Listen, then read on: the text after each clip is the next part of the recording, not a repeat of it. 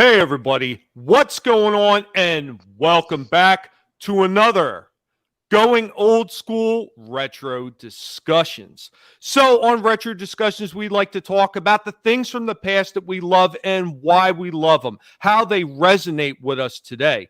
Because when you look back on these franchises, whether they are toys or games, movies or TV shows, or possibly even books, what is it that you feel in that one transfixed moment in time? Is it joy or maybe a sense of accomplishment, a heartfelt sense of belonging that you shared with family or friends? Or maybe it was motivation inspired by the wonderful tales or even those that you imagined when you used them as your escape, and with childlike wonder when you played, read, watched, or listened to these franchises that, when after years have passed, call out to the child in you.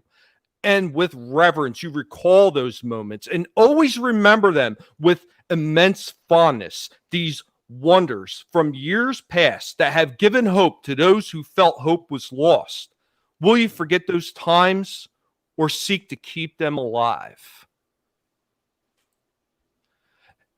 Hey everybody, what's going on? And let's welcome the people who have joined me today on the panel, starting with the guy on my right, JJ.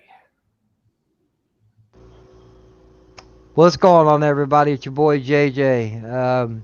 Tommy, thank you for having me. It's a pleasure to be on here.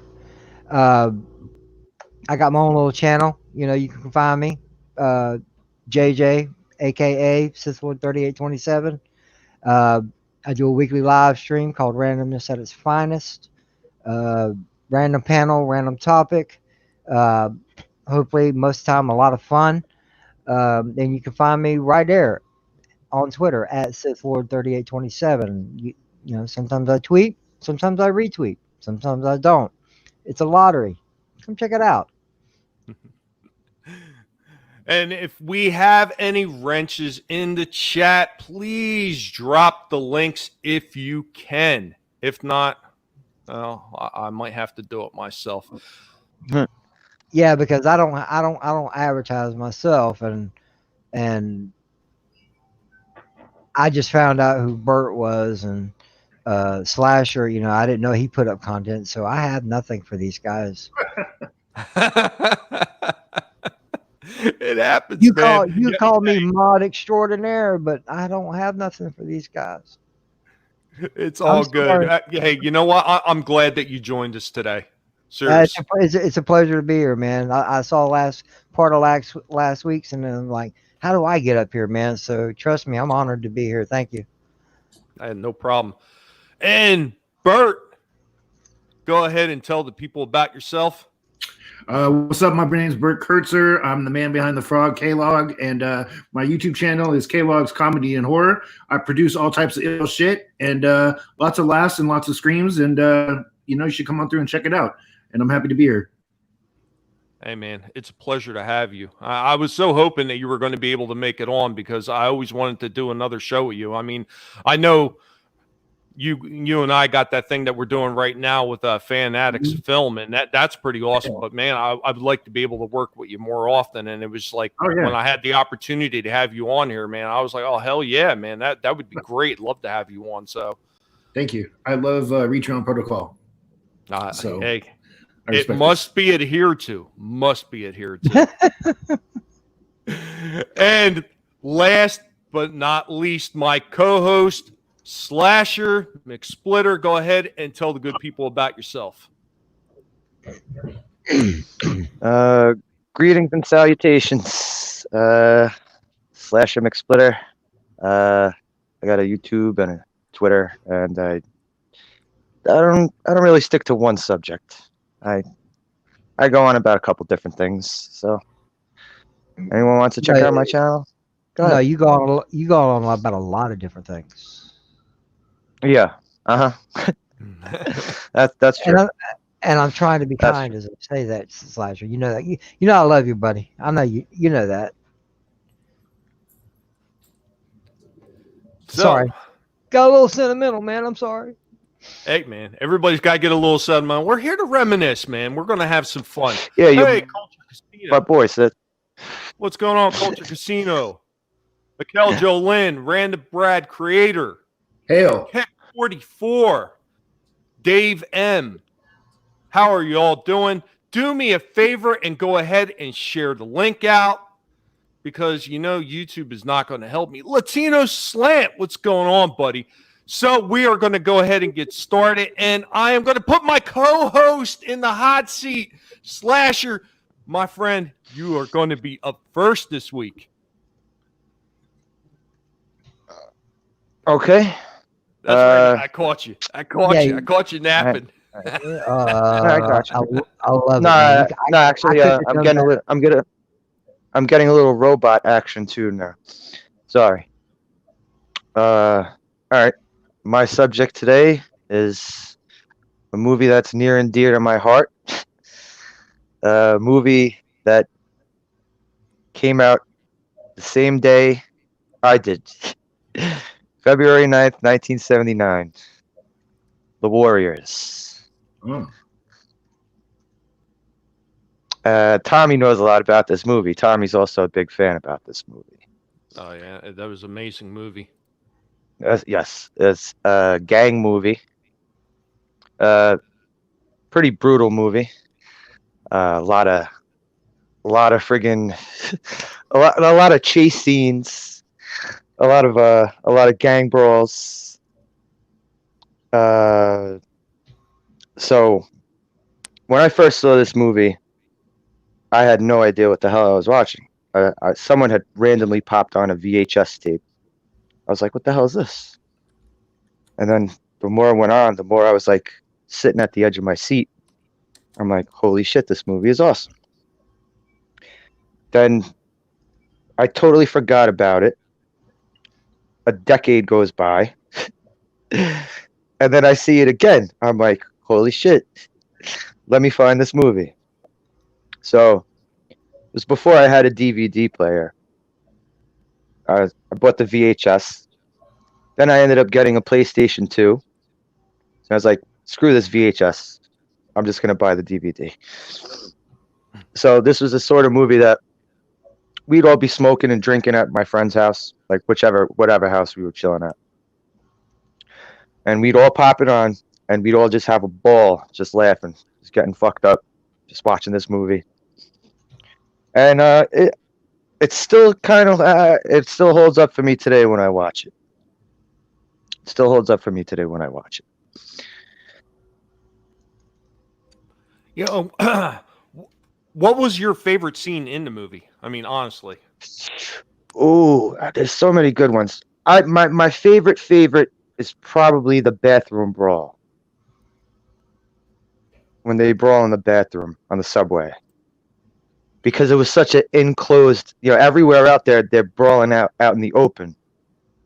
But to have like what was it, like 6-on-6 in a public bathroom, just beating the shit out of each other, putting each other through the mirrors, smashing people's heads into the walls. I mean, I know I sound like a sick bastard laughing at it, but I don't know. I was thoroughly entertained. Yeah, you know what was really great about that movie too is like all the quotable lines that were in that movie. Like, I mean, so come on, many. who doesn't know? Can you dig it? I tried to learn every line of that speech from Cyrus in the beginning. I tried to learn every single thing he was saying. Like the pauses in between his sentences. I tried to do that. You know what the funny thing about that movie was it was based on the novel, and the novel was nothing at all like the movie. No. Nothing. No, it wasn't. No, it was not. They weren't even called the Warriors. No, they were called like the Dominators. The Dominators. The Dominators. Yeah. Uh-huh. And they all had like top hats with Mercedes-Benz emblems. And it was based in the 60s. It wasn't based in the 70s like the Warriors movie was. Well, the cool thing about it was not only based in that time, but it was also supposed to be more of a dystopian type future too, because it wasn't exactly like real life. Yeah. Well, first of all, like were gangs in the 70s really out there in the streets with all right.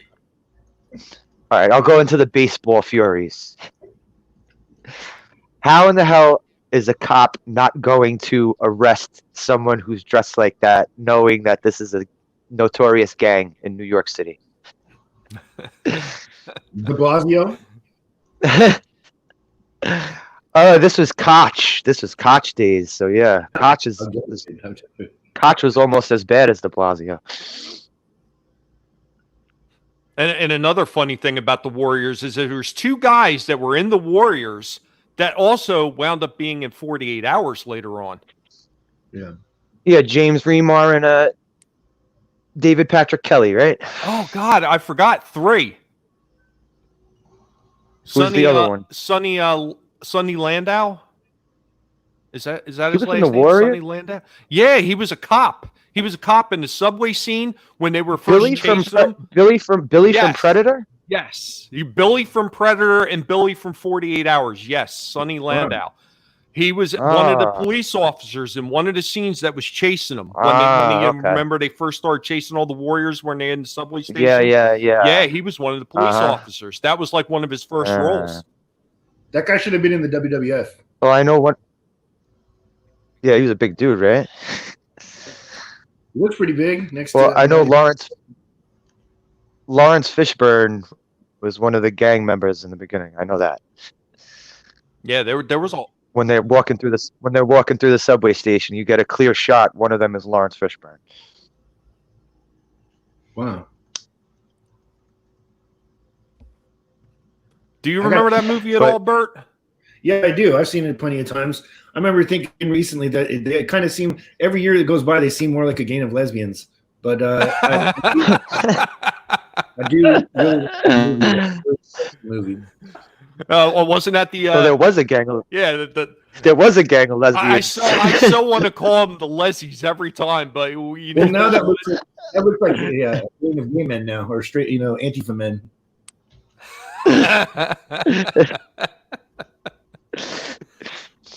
I think it was just a fun movie though. I mean, when you look at it, I mean, there was a few movies that were similar to it, in my opinion, and one of the other movies that was kind of similar to the Warriors as far as the way that the movie played out and the way the action sequences went about was actually Streets of Fire.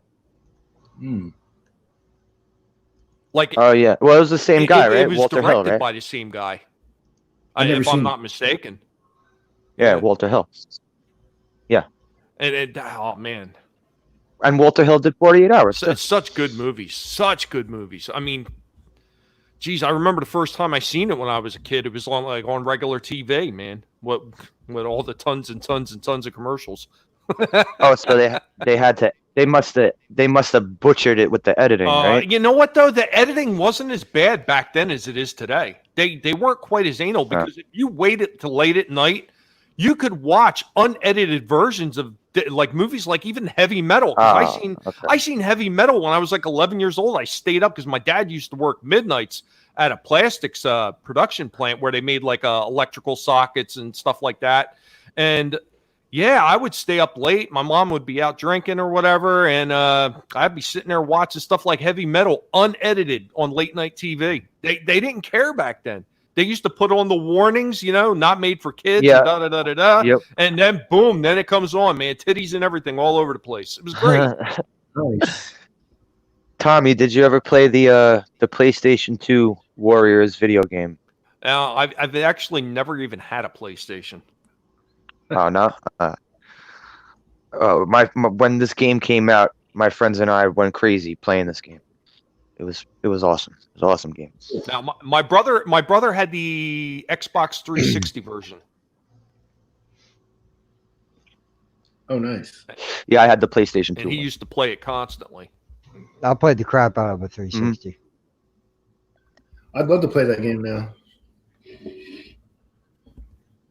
They had a scrolling one too, didn't they? Or was that like a mini game? It was a mini game. I think it was for the 360. Like it was in like the the direct market store, you know, when you Okay, have your when you sign into your 360 account. But it wasn't the same It was more because like this one Streets was of Rage. it was or just a something. beat 'em up. Yeah, it was like a Final Fight type beat 'em up. Yeah. It was That's all right, good. but it wasn't as good That's as the good other one. stuff, man. I love that movie because like that is like actually one of my favorite movies. And when I started my channel, that Me was too. the Same here. that was like the second or maybe third movie I did a review on because I love that movie so much. The very first one I ever did was Escape from New York because I had watched it at the time and it was in my head. So, but oh my god, Sith Lord, do you got anything to add on to that? That particular subject, the only thing I can, if I could feed off of it any, was the Xbox 360. But you know, I can go way back. Because I wanted to mention some games because that's like my thing. I like I told Tommy before we started. I've been a gamer long before gaming was ever considered cool, and we all have our favorite games if we like gaming. So I like the gun games, okay? And I'm gonna tell you the one that really got me addicted to arcade games, and that was Time Crisis. You know, you walk up there, Cool. you grab the pistol, and you sitting there shooting guys and ducking behind stuff. And to me, I never was, played that one. That always looked dope though. I never played it. yeah, dude, that's a great game, great game. And then they started coming out with other versions of different games. I think there was a Predator game in there somewhere where you actually held something that looked like an M16. Uh, and they had a Terminator game like that. It's just, well, Yeah, let me Terminator one. rephrase that. Let me rephrase that. Not just those arcade games in particular.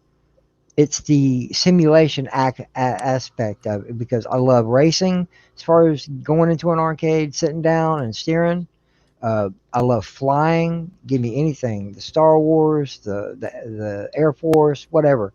Uh, I've even drove a sort of a simulator of a Ferrari, and I'm tell you what, man, it's more than just sitting there and pushing buttons and moving a joystick. You know, to me, to enjoy the game, I like to sit down and feel it and actually act like I'm in it.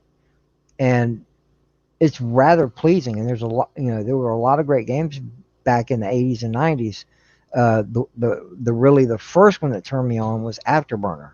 That was the first time I ever got in a game that freaking moved, and it really freaked me out. But at the same time, I thought it was cool as shit.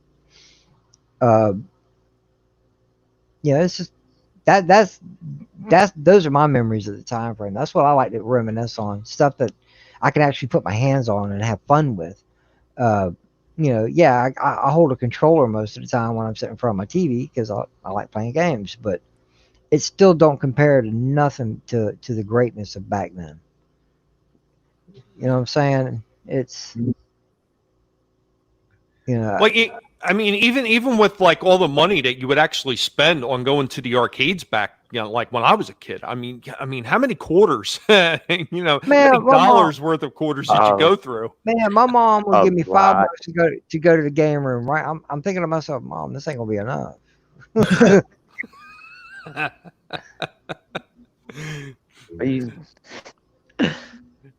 I mean, you would go there and the guys would have the quarters stacked up on the freaking cabinets. Yeah, for their turns. Yeah, always. Oh, Street Fighter! Every Street Fighter, it was like I got next. They'd plink their quarter up on the friggin' cabinet. I was a Street Fighter guy. The original Mortal Kombat. Oh man, that was like the baddest fighting game ever at the time. Stuff like that, man. Quarters stacked up along one another. People were lined up. I'm gonna kick his ass next. You know, I've seen it. It's funny as hell, and I enjoy the hell out of it. You know, that was basically the birth of what we have now with online gaming. You know, everybody wanting to take everybody out, and it's like, who's the best of the best? You know, it evolves in one way or another. But back then, yeah, you couldn't beat it. I'm serious, you couldn't beat it. Now, there was something about actually going out to an arcade. I mean, actually going to a physical arcade and hanging out with people playing those games. So much fun. So much You fun. know, kids today are they're lost on that. I mean, the closest that they could come to is what? Maybe going to a Chuck E. Cheese, Yeah. where you kind Dave of and, see it to a smaller degree. Dave and Buster's. Yeah, Dave and Yeah, but Buster's too. do they even have like the good type of games, or is it all just the same bullshit over and over again at Dave and Buster's? They have more of the modern games. You Yeah. know, when I went to Dave and Buster's, I got a heat on, and then I felt really weird being around a bunch of kids. So it wasn't, it wasn't my scene. Man, every weekend I would go, just me, and I was married at the time, so that tells you how selfish I am when it comes to gaming. um, at least 3 times a month on a weekend, I would go here. I live right now personally. I live 15 minutes from a Dave and Buster's. All right, 20 tops. But I would go there on a weekend, go and have me a drink, and sit down with this drink. Now this is before the big smoking ban came on. All right, early on. You know, you were allowed to smoke in restaurants and shit like that. Oh, Sith Lord. Do you remember when you were still able to smoke in the malls? Yeah, dude. Yeah. They used to have the ashtrays inside the rotundos, inside all the malls, outside all the stores. The only thing you couldn't do is you couldn't go inside the stores themselves and smoke. No, But you could smoke throughout the entire mall itself. Yeah, yeah. Been See, there, done that. What we used to have around here, we had candy stores with arcade games in them, and they would let anybody smoke playing the arcade games, and people would put their lit cigarettes down on the cabinet while they were playing the game. Yes. And it would just cook away at the friggin' Yeah, dude. Those types of places, because there was a couple pool halls around my house too. You go in there, they have some games, and they had the burn marks on them. burn marks, yeah. And then when they would move that game to another store, and you would go to the other store, you'd be like, I recognize those burn marks. Yeah, it was a thing, man. Y'all, man, people today don't get it. That was a thing. Nah, they definitely don't. Because when I,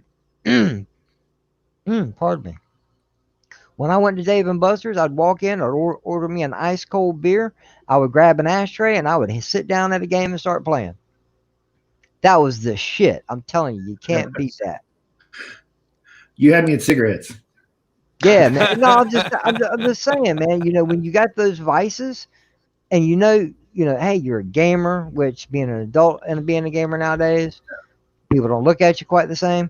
And you'd be able to go and get an ice cold beer or Crown and 7 or something, Jack and Coke, whatever, and take an ashtray and sit down at a video game and be able to play like it's your house. Shoot. And every time you wanted a new drink, there's a switch with a light. There was a light on every machine. You hit the switch. That was how the servers knew where to go. Oh man.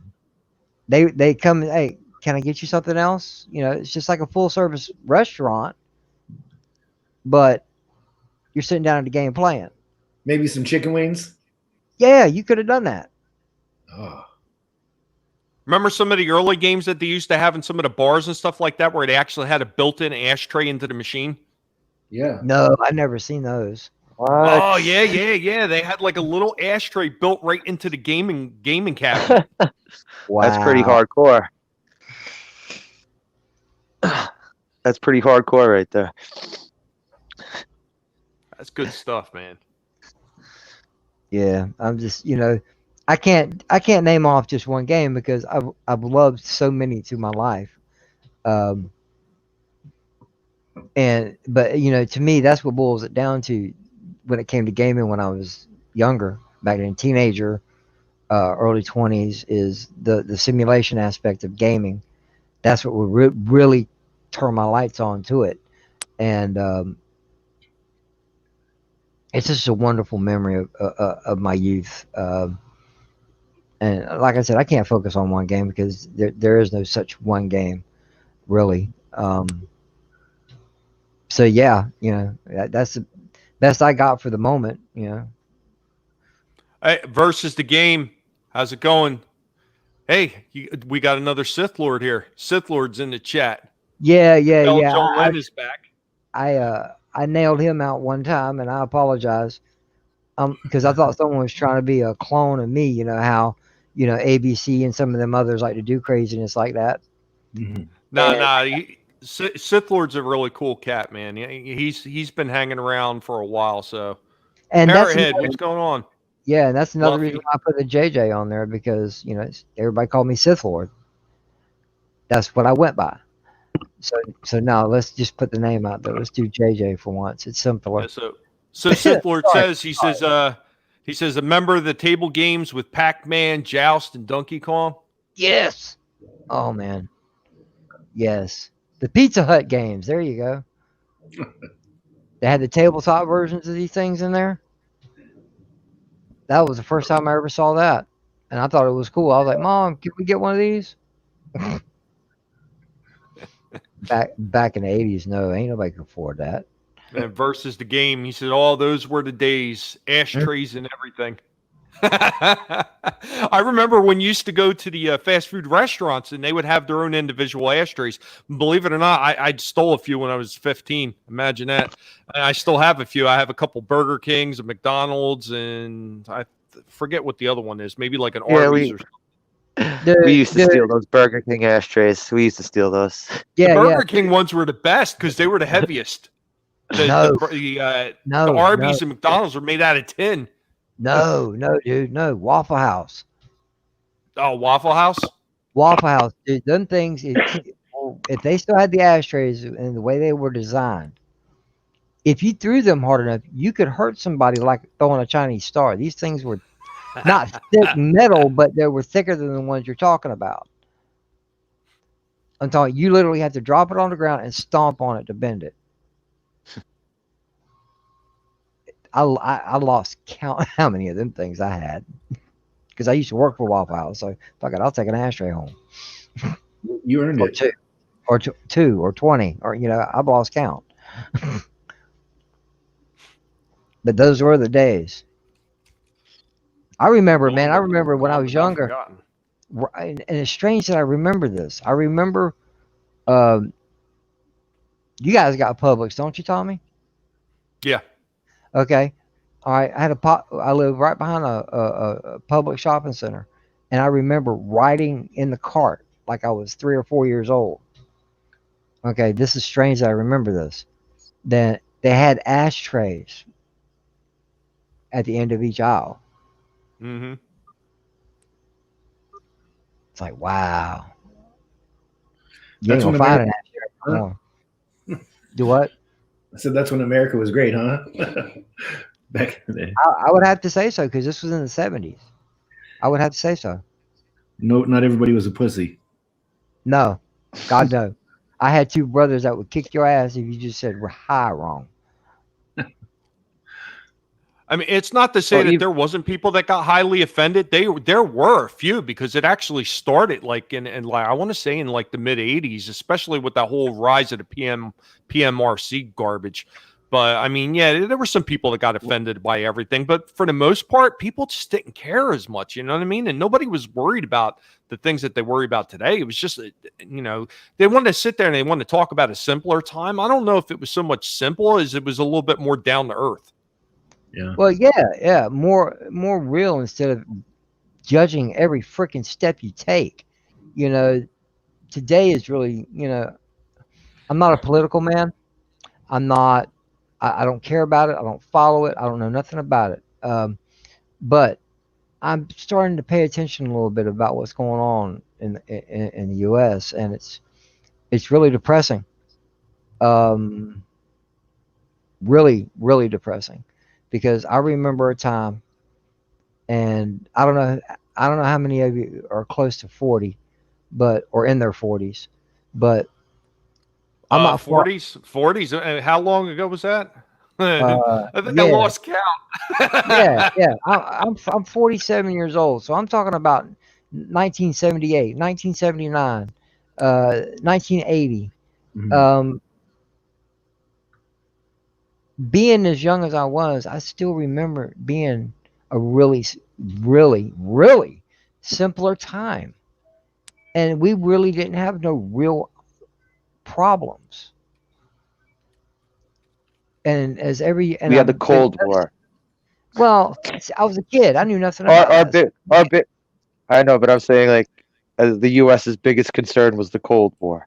Yeah, yeah. It's just, man, things were just so much simpler. Um, Nobody really cared. We lived more freely. Um, we didn't get offended as easily. It's the internet. Yeah, you know, I mean, how many times back then, if somebody was pissing you off, instead of sitting there and like, I'm going to write a blog about them, or I'm going to tell a story to everybody on the block, you were just like, hey, man, fuck that dude, and just walk away most of the time. Unless they said something really stupid to you and you had to turn around and clock them in the eye or something. But yeah, for the most part, you would just walk away like, screw you. You're not worth my time. yeah, You yeah. can't. And with everybody in school, you know, that's where it all really begins, because we've all been to school. We know how this shit works. Hey, Joey over there, you see that? You see Joey over there? Yeah. You hear he fucked that bad bitch Melissa over there? No, did he? And then that's where it starts. And then that guy goes to that guy goes. It gets spread quick, just like it does now through the internet. Okay.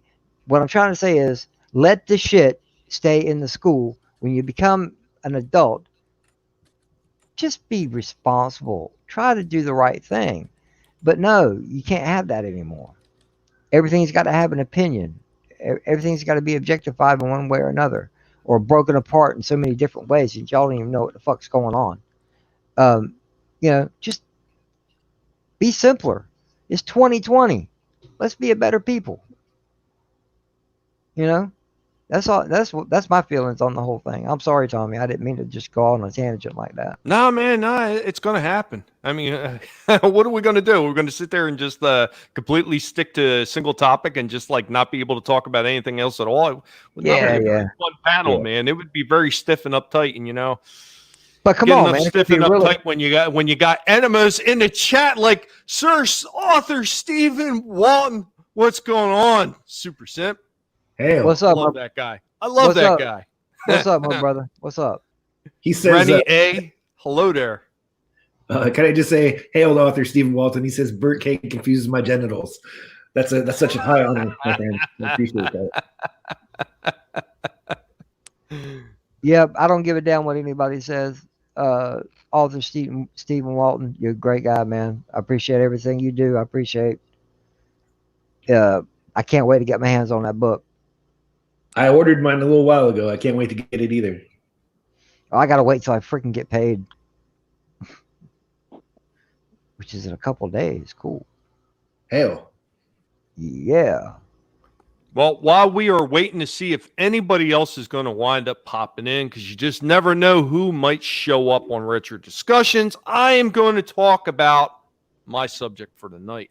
And I actually picked a movie as well as Slasher did. So we'll be talking about the John Hughes written and directed 1985 Weird Science.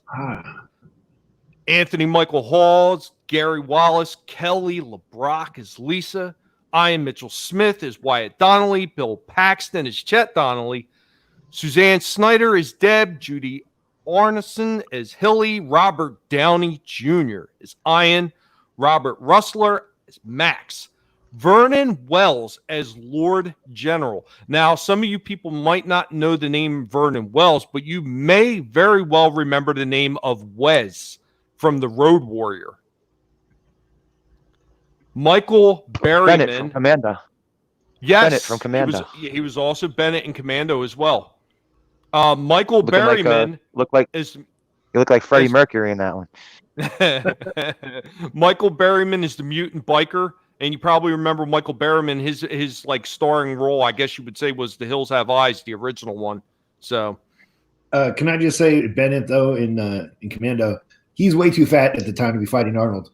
He's like super. yeah, he is. But what was with that chainmail tank? What was with the chainmail tank top? Who the fuck wore shit like that? I think it was like an illusion, so he didn't look as fat. I don't know. But he had a lot of machismo though, so I still love the dude. So here's one I want to, if you guys remember The Hills Have Eyes, and you remember Michael Berryman from the original Hills Have Eyes, right? Is that I never saw that. Yeah, he's that bald-headed guy, the really creepy looking one. Yeah, from the original movie. If you ever seen the cover of it, you'd know who he is. He has a line in this movie where he talks about, I don't want to lose my teaching job. Yeah. And it's kind of funny. It's kind of funny because he does the exact same thing when he played a teacher in the Motley Crue video, Smoking in the Boys' Room. that's great knowledge, dude. I mean, I don't know how many of you guys remember. I mean, you guys know pretty much the basis of the story. It's two guys that are unpopular and they decide they're going to create a woman. I mean, this movie was just freaking amazing. And here you go. Here's what another classic movie that had so many quotable lines in it. Like, how come two unpopular dicks like you is having a party? Great. Now here's one. Here I'm going to drop some knowledge because I like to drop a little bit of knowledge when I'm talking about these movies. So the line where Bill Paxton was talking about the sandwich, right? Where you're saying, how about a nice greasy pork sandwich served in a dirty ashtray. So here's a funny thing about that quote. This was actually something that his father had said to him when Bill came home hungover and drunk from an all-night fucking drinking bench. His dad actually said that to him. So it wasn't something that was actually scripted. It was something that he pulled out of his own freaking past and brought to the table. Awesome. That's awesome. I listened to Steve Lemmy and a bunch of the guys from the Super Troopers. They got the two guys, Steve Lemmy and Kevin Heffernan. They have a podcast. And they're always talking about how on Club Dread they had Bill Paxton on there. And in between takes, Steve Lemmy would look over and Bill Paxton would pull his dick out and say, "Beef, it's what's for dinner," all throughout the whole shooting of it. And I just thought that was really hilarious. Oh, I got one more for you. So, when Anthony Michael Hall, he makes a reference to a girl from Canada in Weird Science as well. Same thing that he did in Breakfast Club. Yeah, exactly. And that was actually planned like that too. And this is actually something that I forgot about. But do you guys remember that they did a TV series in 1994 based on this movie? Yep. No. Yeah, with Vanessa Angel. Yes. Vanessa Angel was Kelly LeBrock's role in that. Yeah. How was it? It was kind of lame. Yeah, I mean, it didn't last very long, right? No, it didn't. It didn't. I think it only lasted like a season or so. It was pretty bad. But I mean, this movie itself did really, really well. I think when that came out on VHS, I must have watched that over and over again. It had I think it had an estimated budget of like about 7,500 or 75 million, 7,500,000.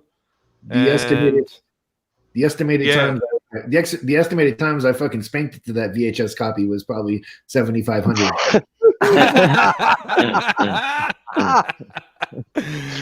Oh man! Which part? I don't even remember because I was so young, and since then there's been so much masturbation since then, including the internet. So it's kind of hard to remember all the little ones, But I just remember the whole film. That film, like the movie Striptease, a couple others, Dusk Till Dawn, probably. Oh yeah. From Dusk Till Dawn. Of all the movies you guys just named, that's the only one I've seen. You never saw Weird Science? No, dude, never saw it. Oh man, check it out. Is that like a must see? Yeah. If you're into 80s comedy, yes, definitely. Well, I've never really been into comedy, but You know, I've watched a few, and the ones I've watched I've liked, but it's never been a big thing to me. But hey, if it's worth a watch, I'll check it out if I can find it. Yeah, there she is. Yeah, I'll watch God it. Is that the one you needed, Bert? Yeah, Yeah. dude. Yeah, I'll watch it. Isn't it a shame? Isn't it a Memories, shame that memories. she married? Isn't it a shame that she married Steven Seagal? Well, That's that's awesome all for I can say Steven about that. Seagal. Yeah, no doubt. I'd be like, lucky bastard. This is totally off topic, but one of my buddies, he dates a lot of hot chicks, and the last girl he was dating, she confessed to him when she was like 18, she banged Steven Seagal, and they had to break up Oh wow. because he Ugh, imagine- that's gross. exactly. And he told us, he was like, "Ew, she banged fucking Steven Seagal," but it's still Yeah, kind of cool. I remember the movie. It's just I've That- never that's seen it. what Steven Seagal looks like right there. Yeah. With the ponytail. He's not wearing a kimono. That's the guy from The Hills Have Eyes. Mm-hmm.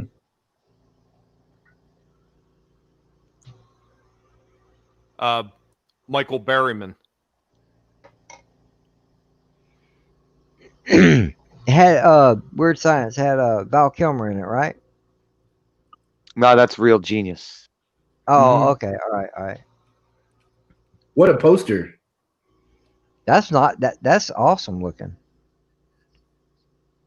Yeah, there was a lot of really cool like side posters that they had that I found. And I could not grab them all. I just did not have the time in the day to sit there and grab every single one of them, try to crop them out and everything. Hey, how's it going, Cold-Blooded Critic? Hail.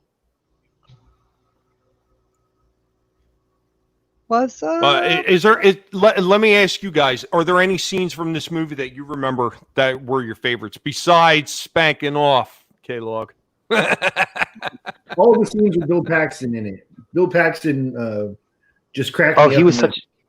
that. Oh hell yeah, he was such a great asshole. Such a great asshole. What a He loss was that such was. a great asshole. He was such a great asshole. That's a very good way of putting it. You stewed buttwad. You die, she walks out of here with a severe limp. Severe limp. We need more older brothers like that in America now. Oh, most definitely. Most definitely. He's extorting him for for everything he has. I mean, I think quite. Oh, go ahead. I was going to say, I think quite honestly, if the author Stephen Walton had an older brother like that, he wouldn't be so deeply into enemas like he is now. I'm just saying. Real genius. I'm surprised they haven't remade this with, I don't know, just something with the transgender or something. I don't know, or it's all lesbians. It's two females. I'm surprised they haven't ruined this film already. If they have, maybe they have already. I don't know. I heard that there was talk of they wanted to try to redo it, but I think it was nixed. So here, I got a question from Walton.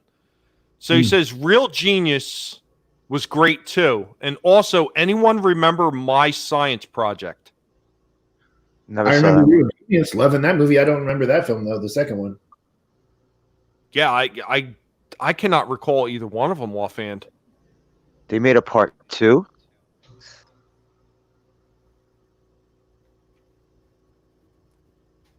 I don't know, but Real Genius was kick ass. Hey, Yeah, Moira. Real Genius. Well, hey, sweetie, what's going on, Moira? Hell.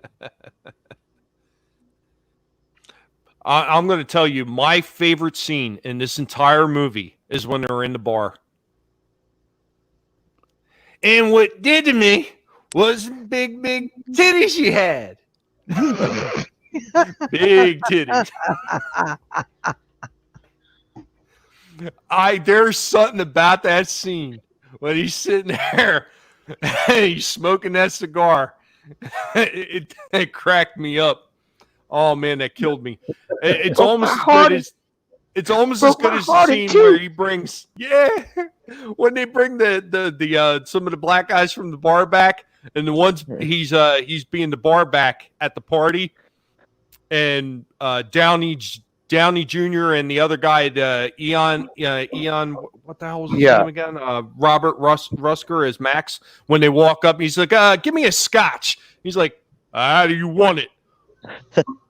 Give me the whole thing straight up. I tell you what, you bend over and I'll shove it straight up your ass. Shove it up your ass. On the rocks is fine.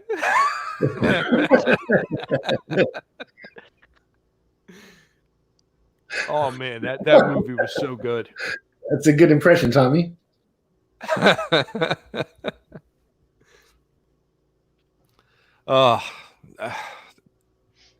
Anything else that you guys have for that movie? Just love. It's such a good time. I can't say.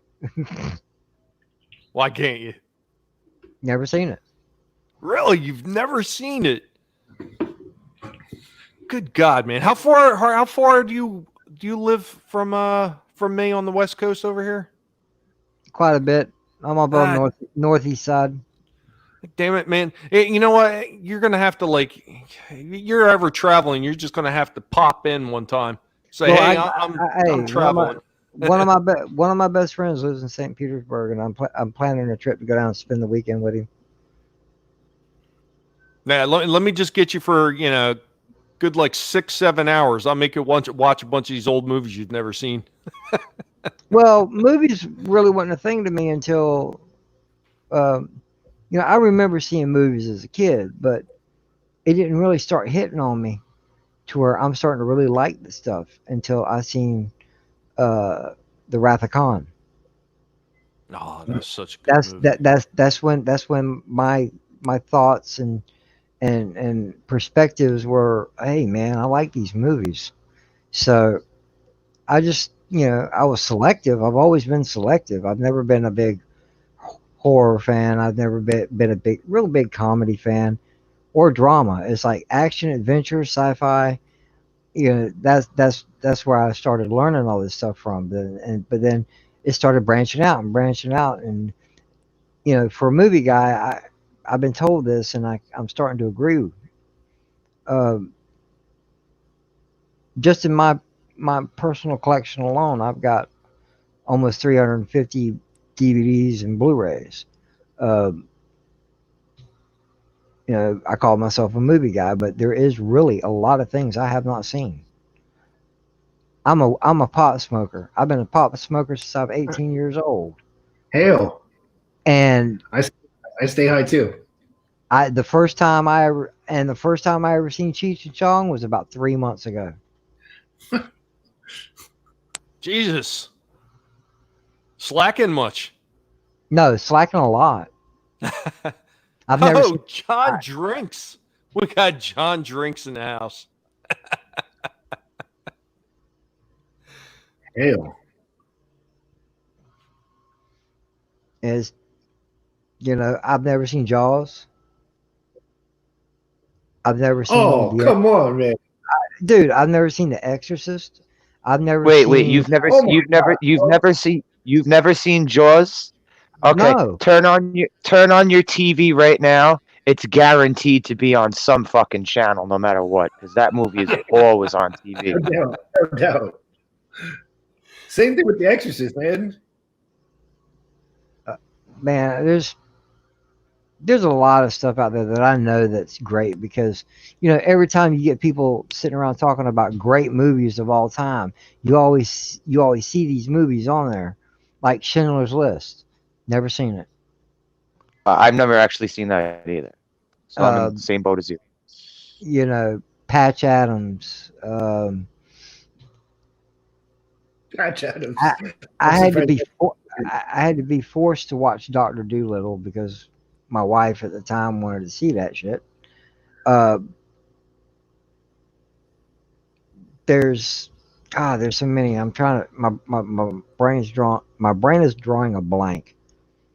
It's like, okay, overload. Yeah, no, I'm just leaving it at that. There's a lot of shit I ain't seen. I know I got to catch up, so y'all bear with me. Yeah, so Stephen Walton and Parrot Head, yeah, I mean, I'm looking.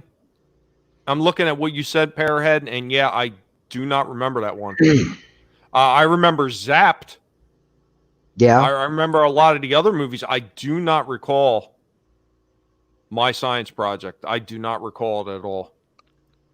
Zapped. Was that the fucking Scott Baio one? Yes. Yes. Oh God. I don't know if I'd be able to bring myself to watch that shit. I remember I saw this after school special with Scott Baio where like he's a teenager, all he's doing is smoking weed. And then there's some sort of accident because he hits his friend in the face with an oar and breaks his nose or something. He was that hopelessly addicted to pot. It was ridiculous.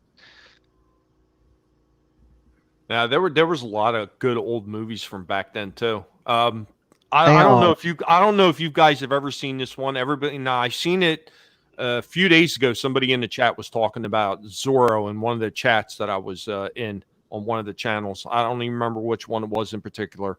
And as soon as somebody always brings up Zorro, I always go back to when I was a kid watching George Hamilton in Zorro the Gay Blade.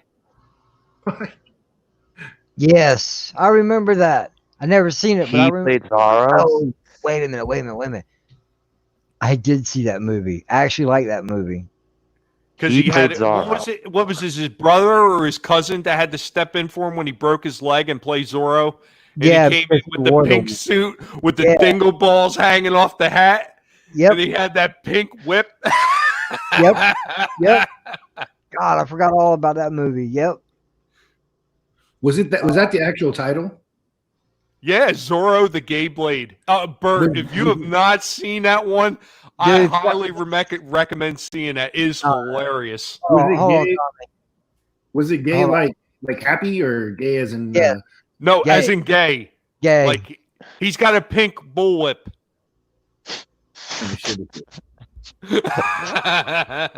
Bert, here's my suggestion, man. If you can find it and see it, yeah, fry your brain first. Well, I'm in San Francisco, so it's gonna be. Trust me, it's gonna be even better. I'm pretty sure the guy standing across my street right now is Zorro the Gay Blade, but I'm not sure. I remember that. I love that movie because I watched it a lot as a kid. Does he have a boyfriend in it? Does he like make love to a man? No, they don't have nothing like that in it. It's just wide references and stereotypes of what, I guess they think a gay guy would do as Zorro. Does he have like stereotype gay voice? Does he have that? Yes. Yes. He does. Yes. Yeah. Hey. I'm gonna tell you right now, and culture, you're right. Zorro the Gay Blade was awesome. I would thank you. I'm gonna go see if I can't find it somewhere, and I'm gonna buy that shit.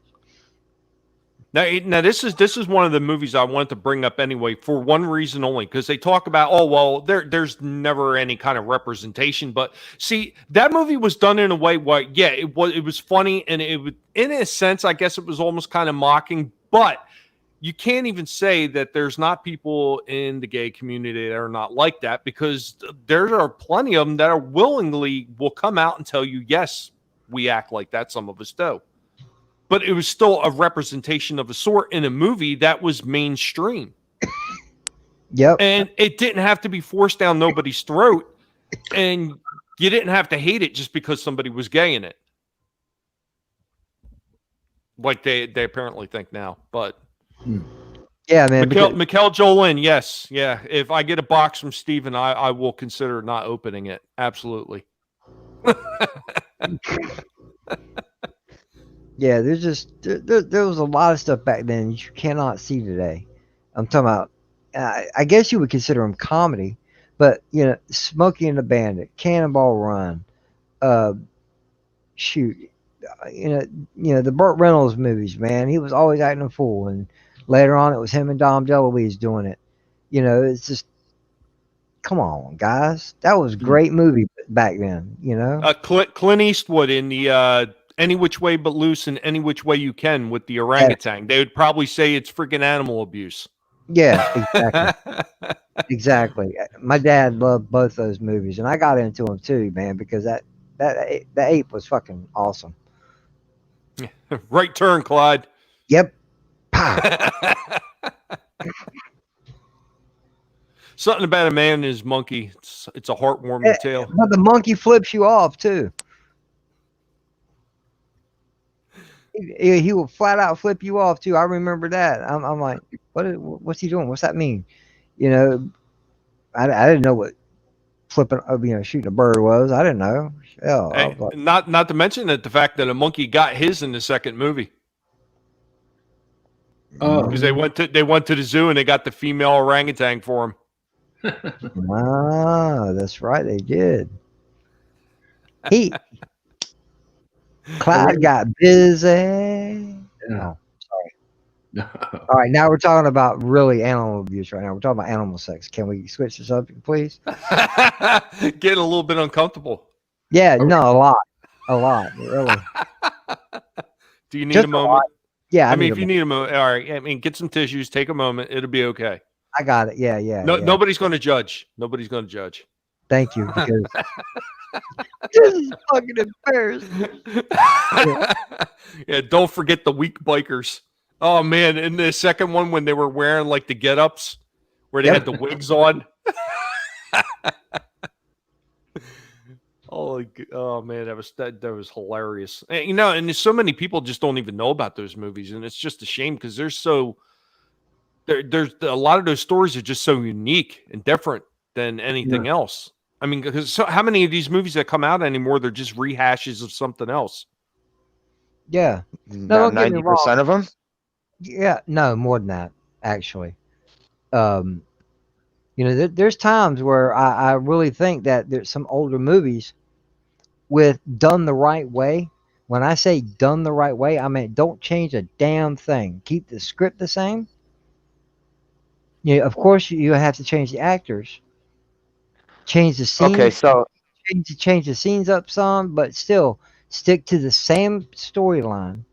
With today's technology, these movies could look even better. Tommy, you know what I've been doing with Mike lately when we do the videos, that we watch one movie and then we watch the remake.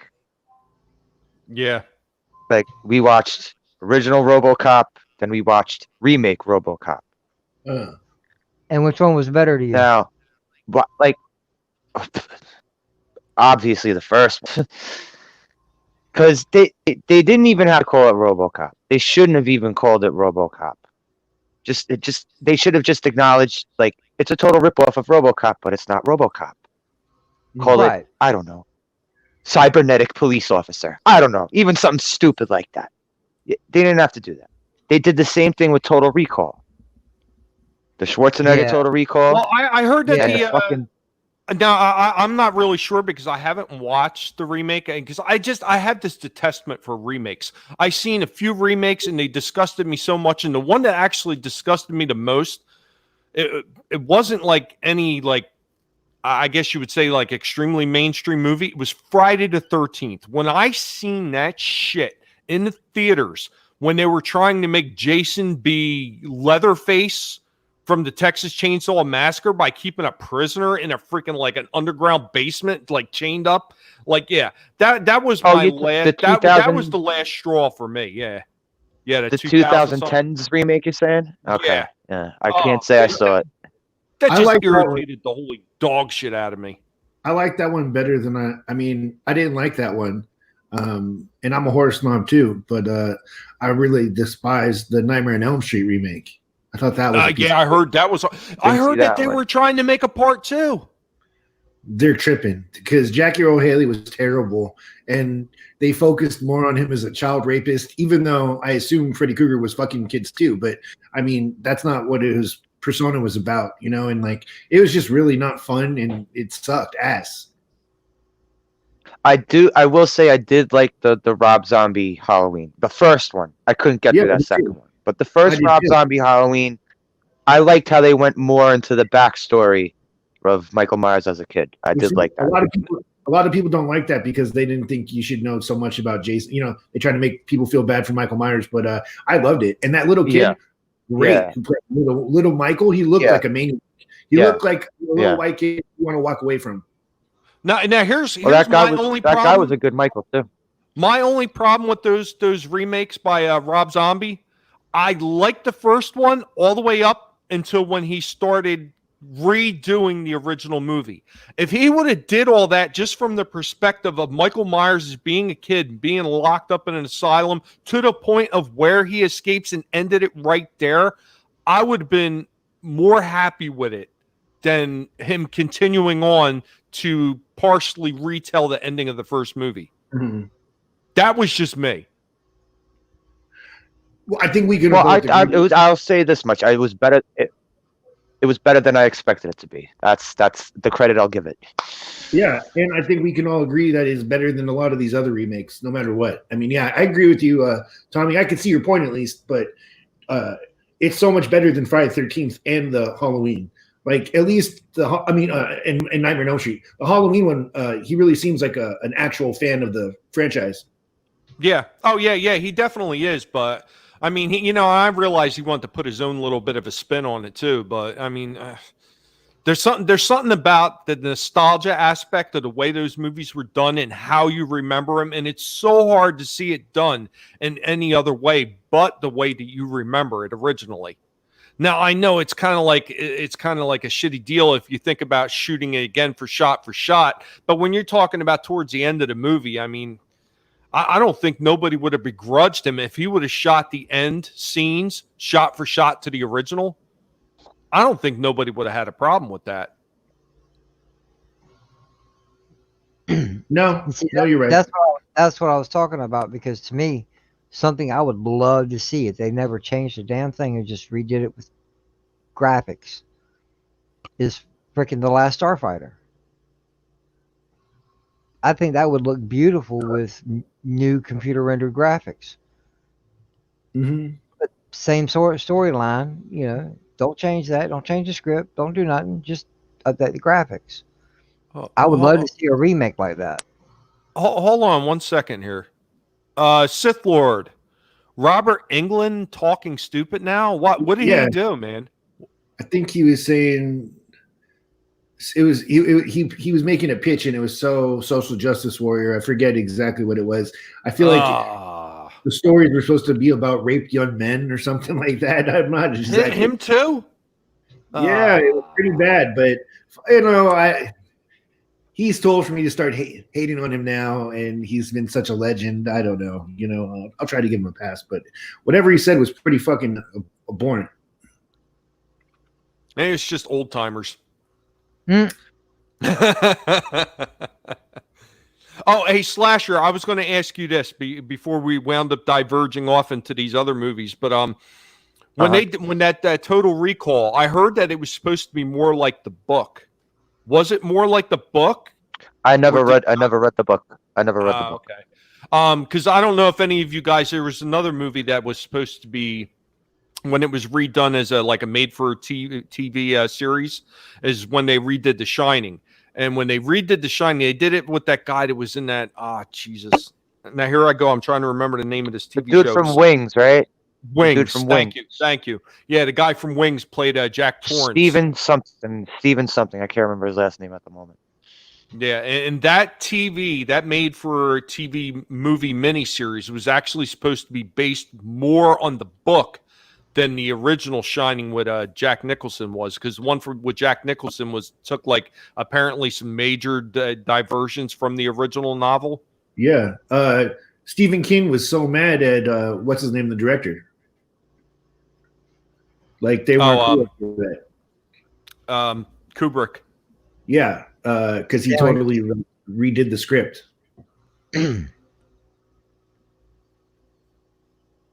I didn't like Dr. Sleep, by the way. I didn't really like Dr. Sleep. No, I've heard it was good, but I don't know. I've never seen it. It's all right.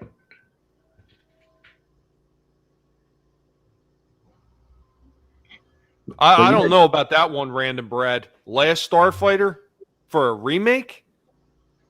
I could see if maybe they were going to try to do a sequel, but not a remake.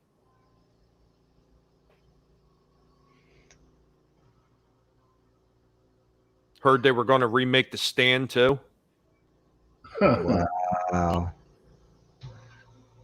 They're gonna remake everything. They're gonna remake everything. Hollywood So- is right now really Creatively out of ideas. bankrupt. Creatively bankrupt. Yeah, they're out of ideas. I think they've been out of the ideas for a long time. Yeah. And you know, quite honestly, I remember this starting in like the early 2000s when it was just like remake after remake after remake after reboot. Yeah. You know, Actually, yeah, they kind of started doing it in the late '90s. When the late '90s was hitting, that's when they started kind of really doing it a lot. it's just a shame.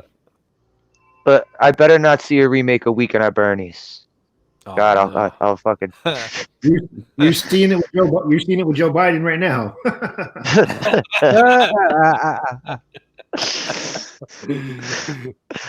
He I don't think he's really alive. I think they're just propping him up all over the place. I'd vote for Bert. Oh, he is Bernie. Yeah. He just has Come like on, y'all. Renier, take care. Thank you for coming by. Yeah. Good night, Renier. Have a good night. The weekend at Bertha's.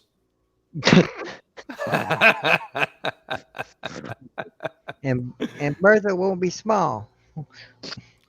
Now, of all the movies that they haven't done a remake of, I'm actually surprised that they haven't tried to do another remake of The Thing already. Well, they did. Well, They did. No, 10 and I'm 10. talking about another one. Because what the first one was done in like, what was that, in like 1970 or something? And then they did that Well, remake in the 80s? There's a 1950s version or 60 version too. Oh, it's the 60s? Well, there's one, and then there's another one with Kurt Russell in the 80s. Yeah, Yeah. that was like 82, I think. Oh, yeah, I think it was in the 60s, but it could have been the 70s. I thought it was in the 60s. I think it's in black and white. See, I always get confused because they had a couple different movies that were alien based that had remakes, and the other one was Invasion of the Body Snatchers. Oh, classic. The Blob. sound Donald Sutherland makes at the end that's such a scary noise. And I love the Blob. See, I never saw the original Blob. I saw the '80s one. That's the one I'm talking about. Yeah, I never saw the original. The '80s one was good. I liked it. Yeah, Kevin Dillon's the man. Kevin Dillon. Yeah, Kevin Dillon.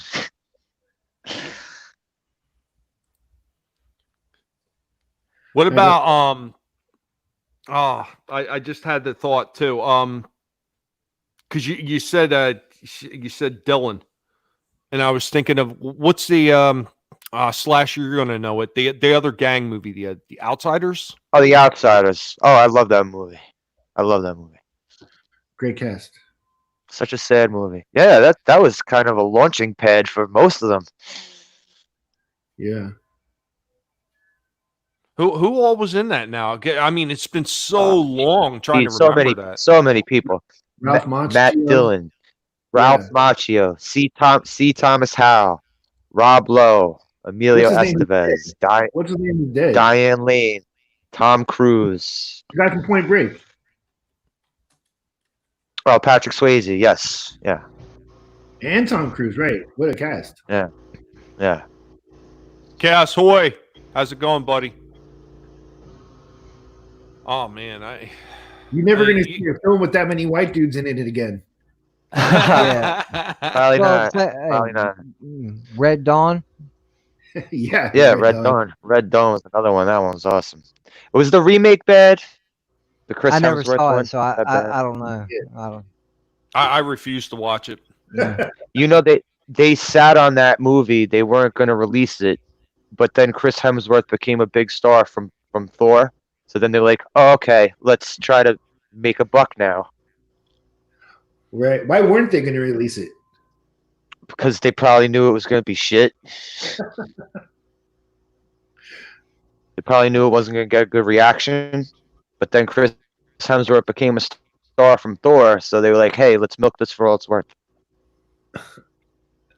Here, I got another old movie for you guys. How about Excalibur? Yes. Sweet. That goes back to like Dragon Slayer. There was another movie I know watched. I know I saw Dragon Slayer. I can't remember if I saw Excalibur. Yeah, Dragon Slayer was on. Didn't they like cut the scale off one of the dragons or something? And Then it was a shield or something. Yeah, Yeah, it was yeah, made into a shield. dude made him. Well, he made him a shield out of basically like One of the scales, yeah. dragon dandruff kind of, you know. God, Dragon those are dingleberries. Yeah, I mean, I look back on stuff like Excalibur, and you know, even though that was nowhere near like the original King Arthur story. I mean, because every time it's retold, they take liberties with it.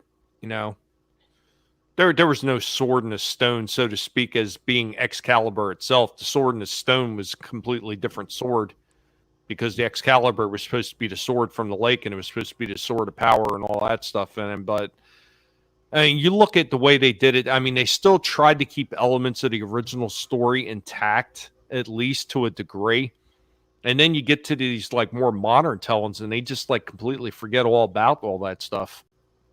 And it just goes away. And it's sad, because I mean, I think back at Excalibur, man, I have fond memories of that freaking movie. I mean, even the funny thing is when they did that movie, they actually hinted on who Merlin really was, because Merlin wasn't a magician and he wasn't a wizard. He was actually a druid. And the line that he speaks in the movie is like enchantment of power. Anal Nathrak, Uthvas Bethwood, Doc the is actually a druidic chant for speaking to the trees and like getting blessings from nature and everything like that. Because I actually had a druidic book on old chants and stuff like that, and that phrase was actually in there. But it's just some of the stuff that they did back then, the little extras that most people probably would never even think about or even know about. Because I mean, back then you didn't have the internet and you didn't have the wide range of books. Oh, shut up, guinea pigs. You didn't have the wide range of books that you have now, you know, so you had to know somebody, and to actually had that kind of information that you could talk to, or you had to have a card to go to your local library and then know what the hell you're looking for to be able to get that information. Now that kind of information is at tips of everybody's fingertips. And then again, of course, most people just don't even know how to use it because they fail to use the internet properly. They look up the first thing that they see in a search and they say, hey, that's got to be the truth, without even doing any research. Right. And plus habitual masturbation with the porn. So, oh, yeah. I thought that's what they used to say. That's all the internet was for. yeah, it pretty much is. I remember the old days. If you weren't old enough, you had to convince somebody to go into the porn section in the DVD store to go, or I mean the VHS store to go get you something. You know, Yeah. You go in the Blockbusters or the Hollywood. Hey, you know. I used to try to peek through the curtain.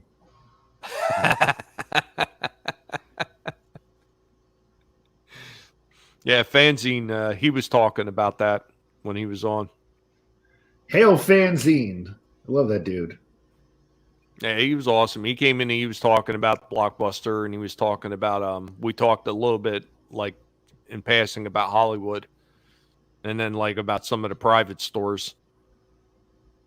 I mean, you know, how many times have you gone in one of those older them shops when you were younger, and you see some of these older movies that were on the shelves that you never heard of before? Yeah. I mean, where do you go to see that kind of stuff now? Like we ran into a lot of oddball movies that we might not have ever seen otherwise. Like the first time I ever seen Nightbreed, right, was from a VHS store sitting on the freaking shelf in the freaking the video store. I probably never would have noticed that movie if not for that. I got a whacked out one for you. Ice Pirates. Yes, space herpes. Yes. The ship had space herpes. Wow. Oh man, that's a good one. You know, it's funny you should mention that one. I was talking to Happy Dinosaur 8000, and he actually did a mini review talking about it after I was mentioning it to him. because he said Yeah, he remembered it as well. Yep. Did you ever see that one, Bert? No, I haven't. But you had me at space herpes.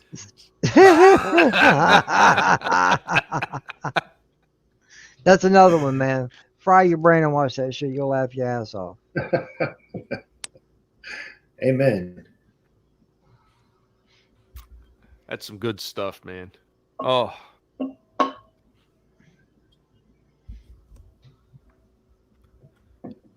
So, Anybody else? Anything else? anything? Anyone? Yeah, I got something. Instead of a movie, I'm going to talk about a actor from the 80s, and I'm going with Kiefer Sutherland in his roles in Stand By Me, The Lost Boys, and then even though it's 1990, I'm going to throw it in there, Flatliners. What about Young Guns? Young Guns was another good one. Yeah, Young Guns. Guns. It is. I just picked those three. Those are my. I like all four of them. Even though Stand By Me is not a real horror film, it is still written by Stephen King, right? And I don't know. They all kind of have horror aspects to it, and he's a villain in it, and he's a villain in all three of those. I think that's why I picked him. You know, he's a good guy, I believe, in Young Guns, right? He's Billy the Kid's boy, right? Yeah, he's a good guy. Yeah. But in Flatliners, especially Stand By Me and The Lost Boys. The Lost Boys, if I had to take any film to my grave, it'd be in the top 5. And Stand By Me is so great, and he's just such an iconic villain in both of them, and he dominates the screen. And just get your guys' thoughts on him. Bert, personally, have you ever? I was going to say sorry. like when you're talking about his roles, I mean, Lost Boys. Lost Boys to me is one of those standout roles. So, I mean, besides his role in Young Guns as a good guy, but yeah, Lost Boys. And it wasn't, the thing about it is what made his role so much better in that movie was all the other freaking incredible actors and acting performances that he had going on around him. Because not everybody was a big star in that movie, but everybody came off like they were a big star. They put big peens on the table and they showed what they could do in that movie. I mean, everybody, even down to that guy who was playing the sax, oh man, everybody bought I still believe. Yeah, I got a video coming out about that, and I have a lot of stuff about the guy. I wanted to be the saxophone guy when I was a kid. He's the same guy who plays the saxophone for the Tina Turner song "We Don't Need Another Hero." I don't know that one, but that's awesome. Yeah. But I've been to a bunch of times on the boardwalk there, where they at in Santa Cruz here. It's Santa Cruz, but it's Santa Carla in the film. But Santa Carla in the movie, yeah. Yeah, it looks pretty much the same, or it did, when I was going there 8-10 years ago. Wow. Has anyone here ever seen this movie? It was a made-for-TV movie in the 80s called Brotherhood of Justice. No. Keanu Reeves and Kiefer Sutherland are in it. No one ever heard of this? No. I'm not sure. That one was pretty good. Can I also say about the saxophone player? I believe I know I have seen it, but I think in the stupid sequels that seem like they're shot as a porno, they have Corey Feldman in them, but and the other Frog brother, I believe. They're terrible. But the saxophone player dude's in there, I think, or they make an allusion. They allude to the fact that the saxophone player's the guy because he's still playing the saxophone on the boardwalk, but he's like fat and old now. He stopped working out. He lost his gym membership. He stopped juicing, taking steroids and saxing. Yeah. Hey, Steeg, how's it going? And the memes of destruction, what's going on, bro? What's up, guys? What up? Yeah, I mean, that movie, I mean, that soundtrack alone was amazing, and like there was just so many moments in there, like the old guy. The one thing I always hate about Santa Carla is all goddamn vampire. Yeah. Oh, he was awesome. He was awesome in that. And Or when Kiefer Sutherland is sitting there and he's like, Michael, worms, Michael, you're eating worms. yeah. You're eating maggots. How did they taste? How could 5 billion Chinese people be wrong or whatever? Yeah, yeah. They're just noodles, Michael. They're just noodles. And the girl who plays Star is a fox. Yes. Oh yeah, she was hot. Jamie Gertz, yeah. Yeah, Yes. Jamie Gertz. Right. God. Damn. She had a nice little career for herself in the 80s. Yeah. And then what was that? John Lithgow that was in that too, right? Dude, not the dad. And, No, you talking about the guy who plays the head vampire Max? Yeah. No, Is that's that not Lithgow? That's like Edward the guy. Edward Herman. Yeah, right. Let's say the Munster. I always get the names confused for those guys. I don't know why. Now here's an off the ball one. I don't exactly remember when this movie came out. Had Keanu Reeves in it. If it might have been the late '90s, if not early 2000s, that was Johnny Mnemonic. Never saw it. Yeah. I vaguely remember that one. It was an odd movie, but it was weird. Russell Crowe's in that. He's the villain.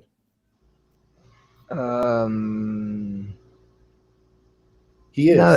No, you're Oh thinking. no, wait, that's Virtuosity. Virtuosity. Okay. Yeah. Yeah. Pretty similar. That's right. But yeah, That one, I like that one. Keanu Reeves. I got another one with Keanu Reeves. Do you remember The River's Edge? Yep. never saw. That's the first one I saw. That's the first time I remember seeing him in anything. It had what was that? Was that Crispin Glover.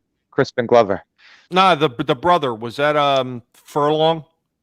Was that Ed Furlong in that? Or was I don't that... think so, because that was I think that was before that kid was even in acting. Yeah, I can't remember what the brother's name was like. I always remember the end part of that movie, you know. What are you doing with that gun? I'm your brother, for Christ's sakes. That was such a good movie. I gotta check that one out.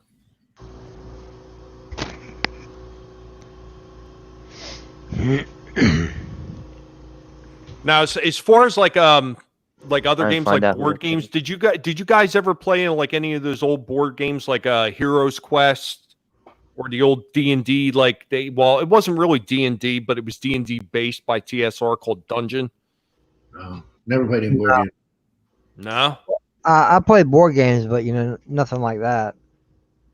You know, Monopoly, Sorry, Risk. Yeah. Back then, also. Battleship. Yeah, Battleship. But back then, we loved to play Uno when it came out. Oh no. Yeah. That was a cool game. Yeah. The one game when I was younger, I won it desperately, and I never got it, but my cousin did. Was Connect 4. Oh yeah. Oh, I had that. I always wanted the electronic Battleship. That's the one I always wanted. They had a bunch of different versions of that too. Like they had a Star Wars one, and God, what else did they have? They had a bunch. I think they might have even had a Star Trek one at one point. I had this one called Fireball Island. Does anyone remember this one? No. No? No, that won't sound familiar. Yeah. Who was that by? It was Milton Bradley. Pretty sure it was Milton Bradley. Let's see if I can look it up real quick.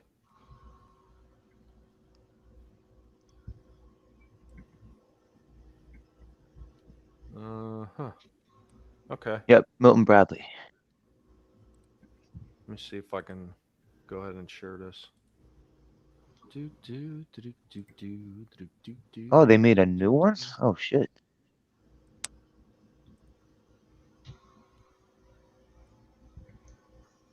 I had no idea they made a new one.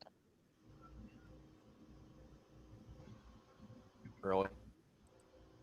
God, I hate that stuff. Never loads correctly. That's the one you're talking about? Yep.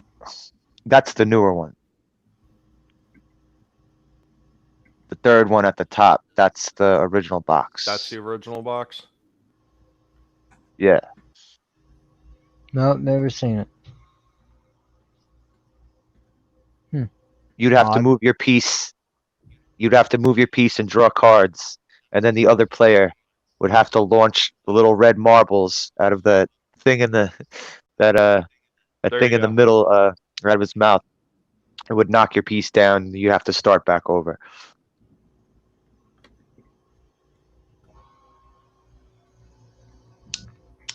That's different.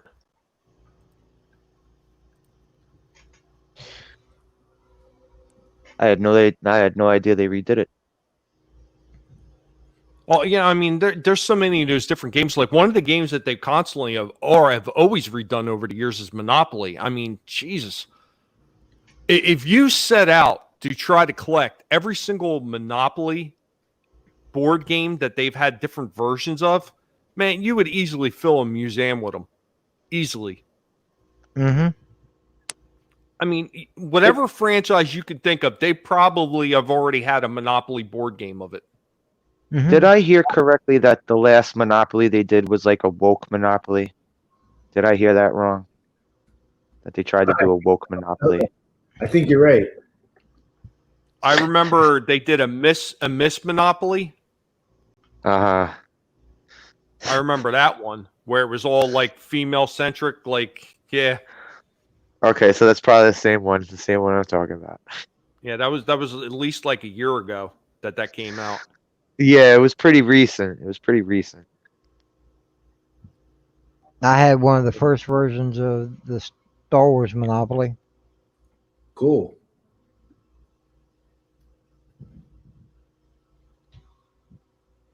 And I bought another version of it, but never opened it.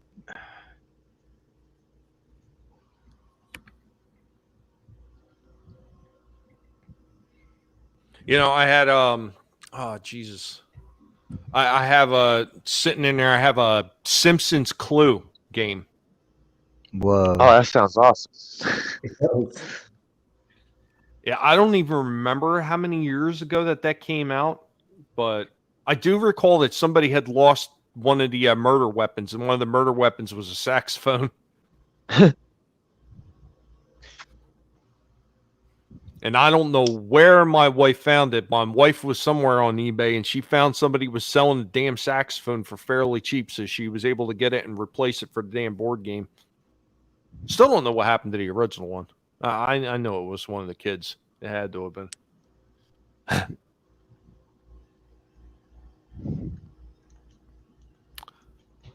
But, I mean, man, like, just being able to go back and just remember all those things. I mean, like, even the simplest things in the world, when you sit down and you, like, watch TV, if you had one of those old crappy-ass beanbag chairs, Yeah. just, like, hanging out, watching TV, and, I mean, Jesus, man, it was just so much simpler. It was so much more fun. I mean, when I pick up a game nowadays, even if it's a good video game, it doesn't really hold the same like awe that some of those older games held. You know, like, even those really crappy, like, I don't know if you guys remember the old like mini arcade classics that they had. Yep, I remember. Like those. they had Pac-Man, Donkey Kong, Frogger, Galaga, Galaga. and stuff like that. Yeah. Yeah. Like even some of these newer games, they don't have that special Centipede. something that those shitty games did, because they were pretty shitty. They were pretty terrible. But they were Okay. fun and they were exciting because they were new too. I mean, but still. They were, a lot of the Atari games were shitty, but I have a bunch of them on the Raspberry Pi, and I seriously do like to go back and play some of them sometimes. All right, seriously, if you could go back in time, like what year would you guys go back to? 1985. I'd say 87 or 88, somewhere around there. I'd say 88. 88. I would actually go with 84. And anybody that knows me probably knows why I pick 84. Why? Transformers. Yep. Transformers. That's the first year that the G1 Transformers were rebranded and came out in the United States. That's always been my thing, even more so than Star Wars, even though I seen Star Wars in the theater back before it was called New Hope. But 1985 had so much stuff, like so much fond. I have so many fond memories of stuff, particularly from that year, 1985. I mean, you talk from like 1982 on, you know, like all the stuff that was coming out. Because I mean, one of the first big things that came out at the time in 82 was G.I. Joe. G.I. Joe. So, Mm-hmm. and then that followed up with like what, I think Cabbage Patch Kids was after that. Woo. Then they had Transformers. Like, you guys remember all the stories of freaking people going The absolutely brawls. insane in the stores? The Cabbage Patch Kid brawls. Oh man, it was pictures and video footage of that back in the day. I'm a little kid looking at that. I'm like, these people are morons. Luffy says he would go back to 86. I want to say something real quick. What's up, Angela Straven? On Twitch, I'm JJ Smalls. I told you that, but I figured I'd tell you again. We all the time crossing paths somewhere. Kind of like you, Tommy. You're just a little bit everywhere. Yeah, just a little bit. Angela Straven, what's going on, buddy, man? I'm so glad you could make it. I know I seen you in there, and I just didn't stop and say hi, and I feel like I'm a bad host now. Bad Tommy. I know. I should be flogged. But instead, what I'll do is I'll make fun of Stephen Walton later, and I'm going to have to go ahead and post his movie trailer. His Enema movie trailer. I don't know if I'm going to want to watch that or not. I can't help it, man. Hey, I didn't start it, but I can run with it. Oh, yeah. Bone says he would go back to 67 Wow. because he wants to see the Doors live in concert. That's cool. I at least want to have I was picking a year I existed. So yeah.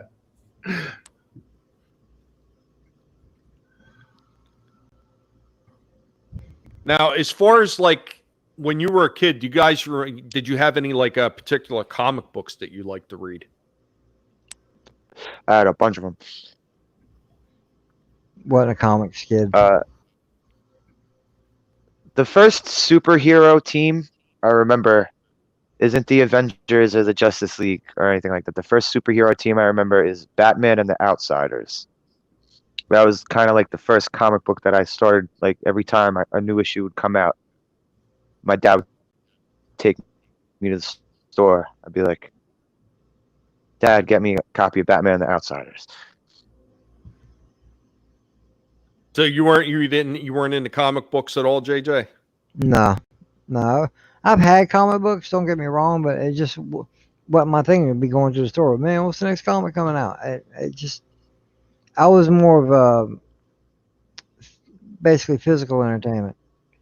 Getting out and doing stuff, when I was younger, me and my friends get together, play with our toys, and just never was really a big comics person. How about you, Bert?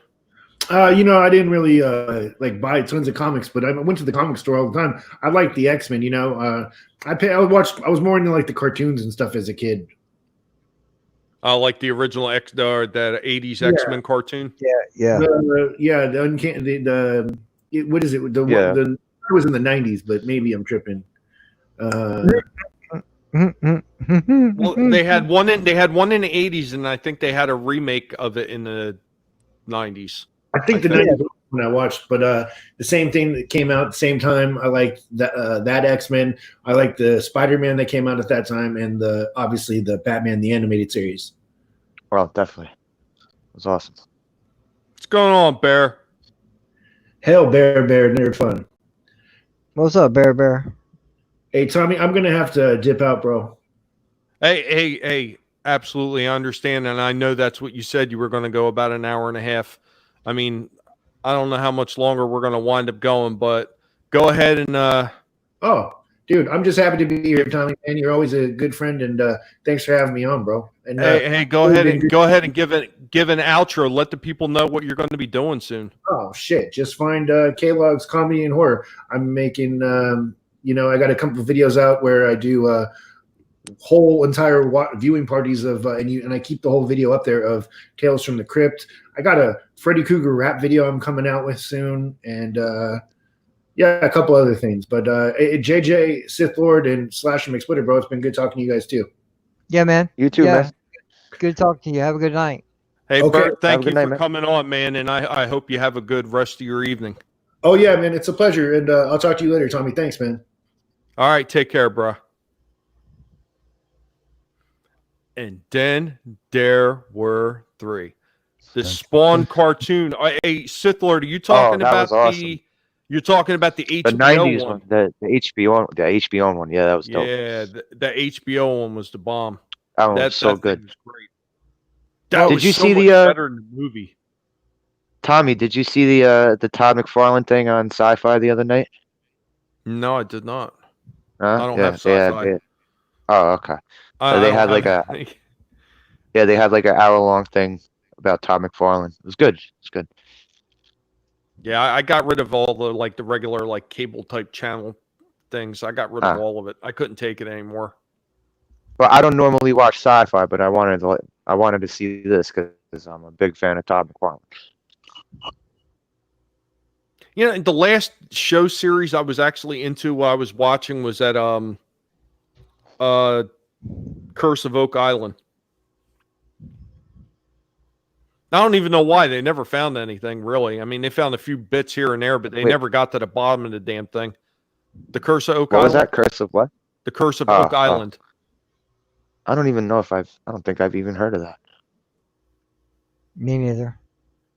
Yeah, it's about Oak Island off of Nova Scotia, and there's supposedly a buried treasure that was originally found in something they called the Money Pit, and then people dug down and they unleashed all these booby traps, and it flooded out. And yeah, they never have really got down to the bottom of that mystery.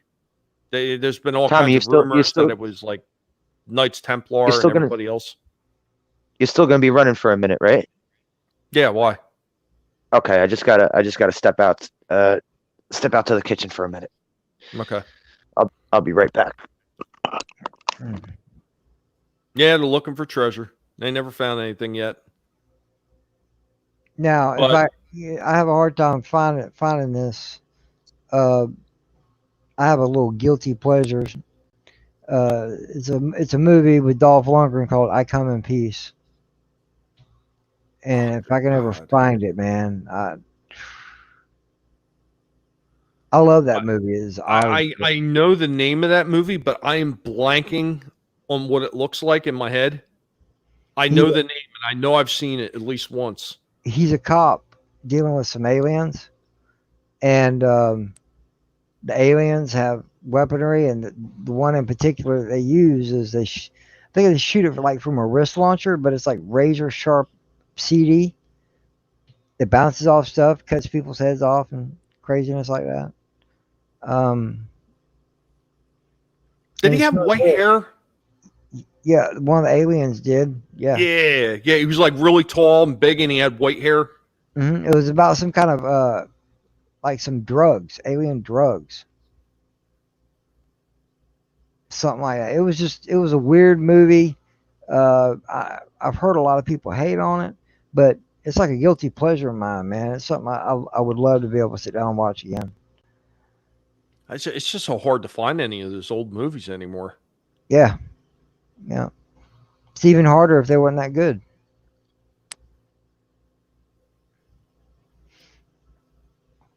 But yeah, man, it's I saw someone mention it in the chat. I think it was Renier, The Crow. Oh, I just watched that a couple nights ago. Me and a friend of mine sat down and watched it, and I love that movie. It's one of those movies that holds up too. You know. Yeah. Yeah. I'm so glad that the remake of that fell through. Yeah. Yeah.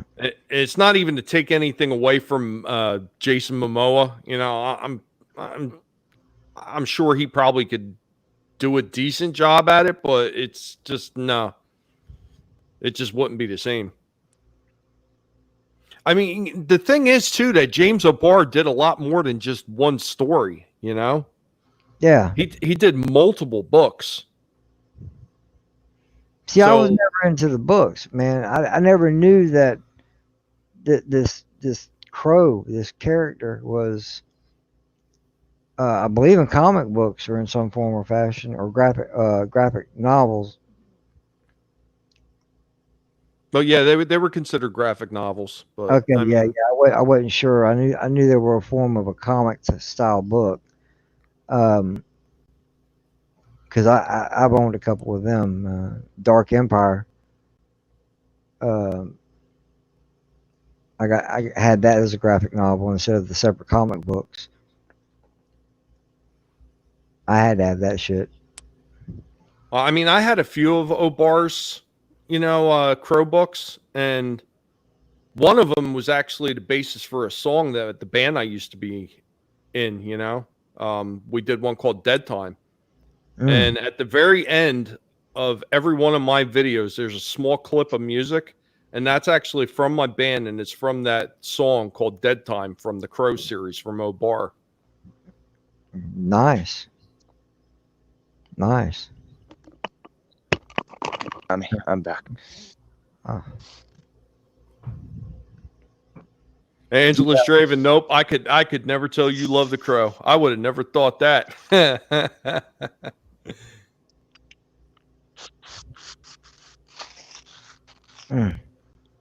Oh, Pardon that me, movie was Bill. awesome. I'll be right back. All right. Yeah, The Crow. Yeah, that was a good movie. Holy crap. Now, who the fuck gave you a downvote? Yeah, I'm sure somebody just comes in to hate. I mean, I get people that hate all the time. I had somebody shit. I did a video, like, this was Christmas time. I did a little video talking about how I set up like a bunch of Christmas lights for my father for when he was down here, because he really likes Christmas lights and he hasn't seen them in a long time. And it was right after my mother died, and I was talking about how I set the lights up for him and it made him happy. And somebody downvoted that. I got somebody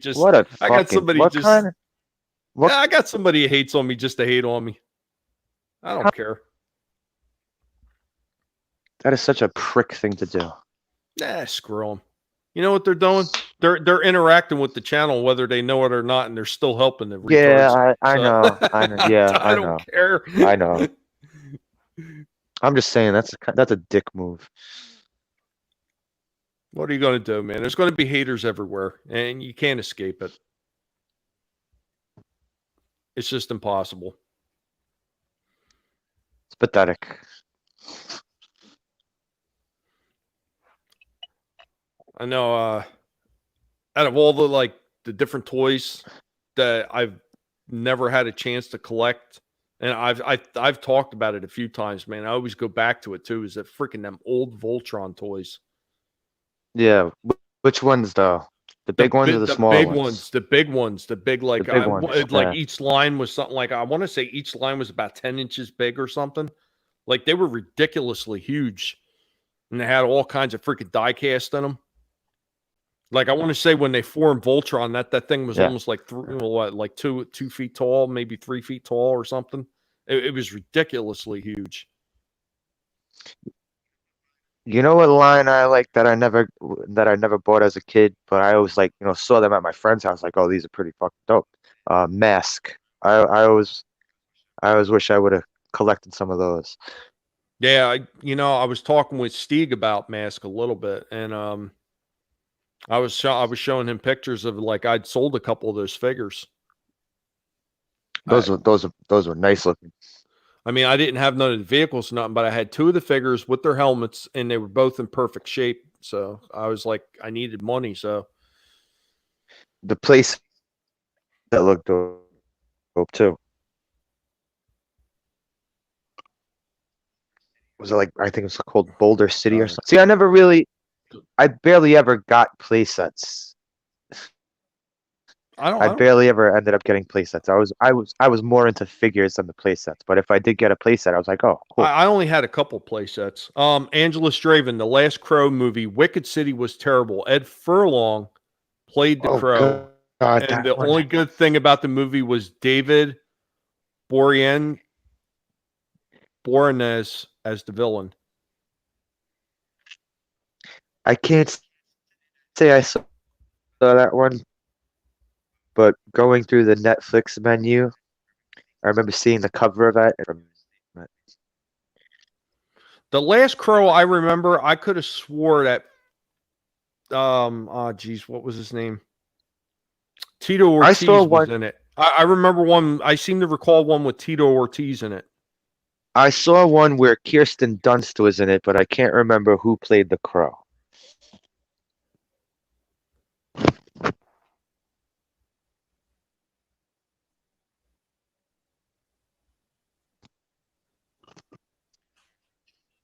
Because I'm just flipping through the channels, and for some reason this one was on.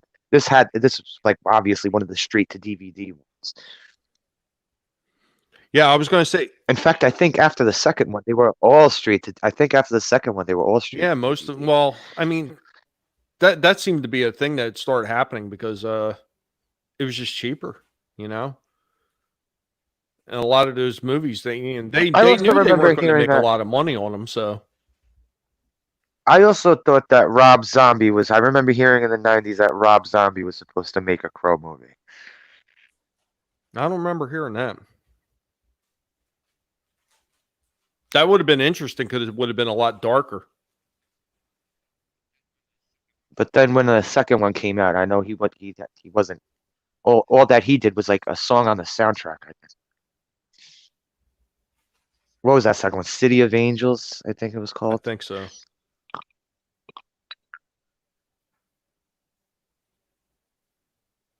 I didn't see it because I heard no good things about it. So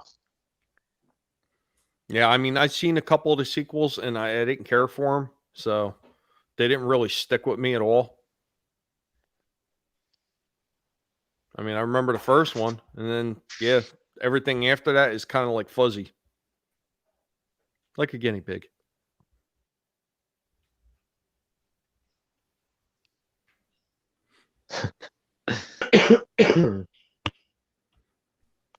Now, here's one. I mean, I don't know if do you remember But, Star Blazers? The old do I remember what? cartoon Star Blazers?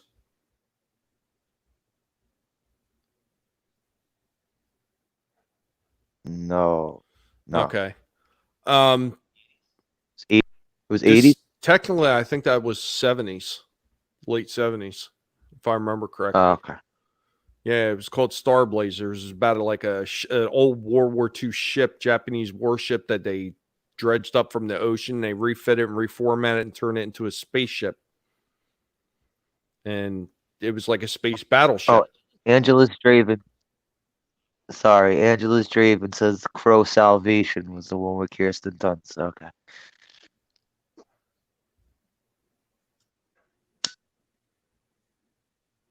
The only reason I mentioned the Star Blazers movie is the Star Blazers show is because I'd seen that apparently in Japan they had actually made a movie of it, like a live action movie.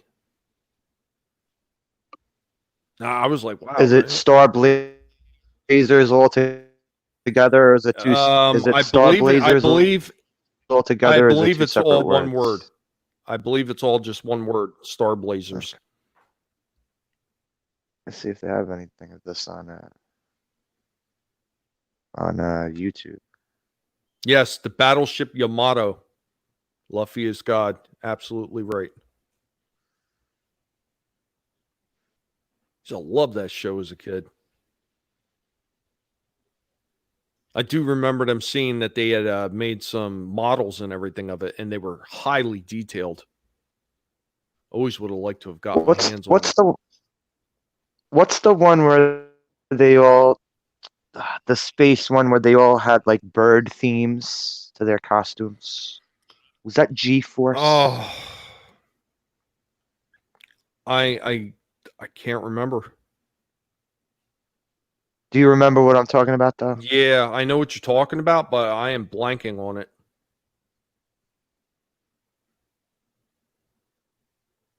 God, I don't remember that one. I think it might have been G-Force.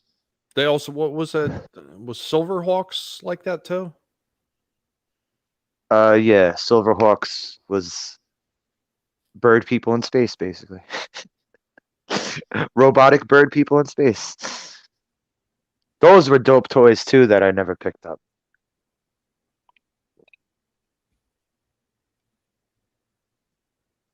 Yeah, Sith Lord and Angela's Draven are both saying Silverhawks.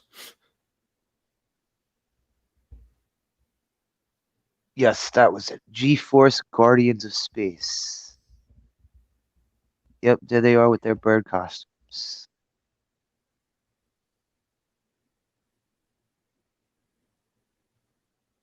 So, Luffy is God. You're talking about the Star Blazers live action?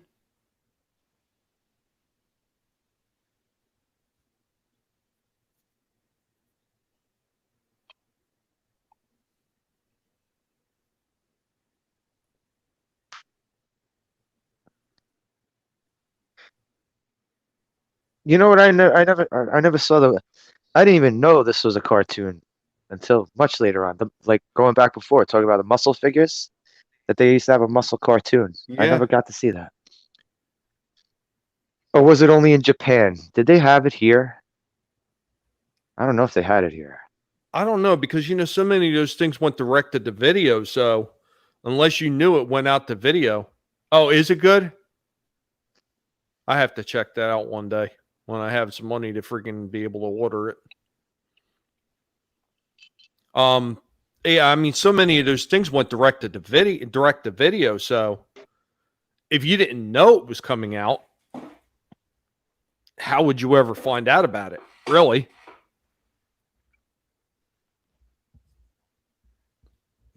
I mean, sometimes they would mention at the end of shows about it. Like let's just say you were watching G.I. Joe, and maybe they would say, "Oh, well, coming direct to video, G.I. Joe the movie," so you knew it was coming out. And if it wasn't for you catching it on the show, would you have known that it came out? I mean, honestly, I remember just flipping through the channels, and I had no idea they were going to do a movie. And I ended up catching the movie. I was like, "How? I had no idea that they were." Hey, going to do Keck this. 44, you take care. Good night, man. Yeah, I mean, there were so many of those things. Unless you knew, unless you were like reading up on it somewhere, like whether it was in a comic book or you were watching it on one of the cartoon shows. I mean, if you didn't know that they were coming out with a movie and it was going direct to video, you never would have seen it. Never would have seen it. I mean, now with today's marketing, I mean, that stuff is plastered all over the place and you can't help but seeing. All right, guys. Sorry. I Also, some apologize things about like that. no problem. Man. Some things too, like I wouldn't have known if it wasn't for the toy lines and seeing the toy commercials. Like Cops. Nah. Remember Yeah, Cops? cops. Yeah, I remember that. Fighting crime in the future time. Yeah. Yeah, the first time I found out about that was from the toy line. I mean, those are cool toys too. They were basically just bigger versions of G.I. Joes. Do you remember when they made the larger Joes? Yeah. You mean after the small line, right? Yeah, like after the small line when they came back out They with the started small line and then they started remaking bigger ones. Yeah. yeah, and My the friend bigger had ones, they weren't very posable though. nah, but my friend had Cobra Commander, and it was awesome because you could take his hood off. Oh wow.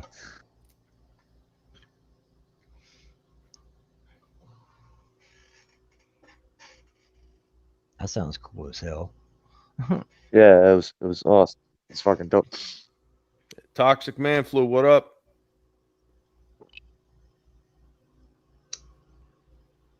Luffy is God. I followed Asian cinema since always, so I knew about Battleship Yamato and Lupin the Third live action movies coming out. Yeah, see, that was one of those things that I didn't really know about it, and I just kind of stumbled across it by chance. So I didn't even know for the longest time that they even had a live action movie. I never was a big, pretty much Japanese animation, or not even anime. You know, kind of like Battle of the Planets or G-Force. That style of animation. Uh, but there was this one movie I saw. It was part of what they were calling the Force 5 collection. It was called Grandizer. And there was another one in there somewhere. I think it was called the Space Cateers. As a kid, I'm like, man, this is some cool shit. But I never really got into it. And I see a lot of things that look cool, but I just can't get into it. Either of you's ever seen either of you's ever seen Fist of the North Star? Yes, I play the game. I've seen the couple renditions that they had. Tommy, you know Fist of the North Star? I've never played it. That was something that my brother would have been into. Oh, so yeah, but they made movies too. This shit was brutal. It was yeah. There's a you can find it on YouTube. They have the whole movie on YouTube. Bloody as hell. That's like a Dragon Ball Z. I was never into Dragon Ball Z. My brother, he was into it big time. My friends were into it. Yeah, that was one of those. I remember shows that it came out when I was already like working like full time. So I'd go to my friend's house and he'd be watching it, and every fucking episode I'd see would be a half hour of two people floating in the air, talking shit to each other, and then the last 10 seconds of the episode, that's when they start rushing towards each other. Maybe I caught some wrong episodes, I don't know, but whatever episodes I saw of it was the same type of deal.